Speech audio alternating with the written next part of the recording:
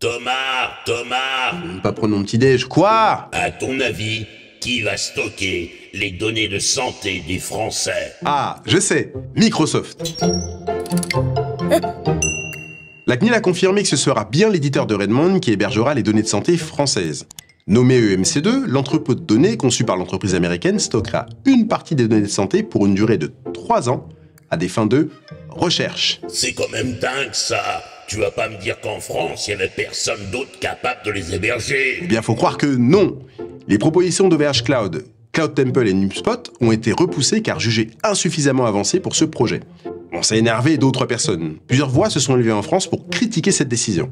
Je rappelle au passage que depuis des mois, en France, on parle de souveraineté numérique du matin au soir et de stratégie pour limiter la dépendance du pays aux solutions technologiques des grands acteurs internationaux. Bravo, c'est un bel exemple de cohérence dont la France sait faire preuve. Oui.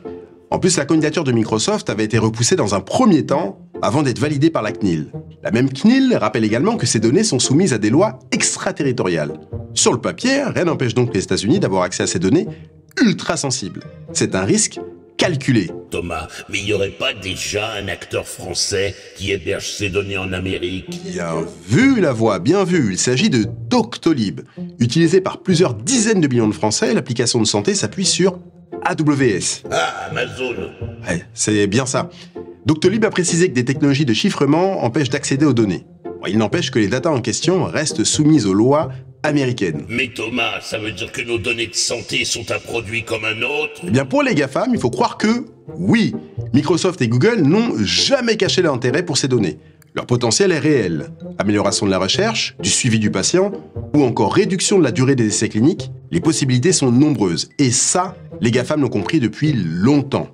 Une fois de plus, ce sont eux qui se mettent en position de capter la valeur de ces données. Alors rendez-vous dans 3 ans, Thomas, pour un stockage des données en France, ou en Europe. Ne pars pas, Thomas.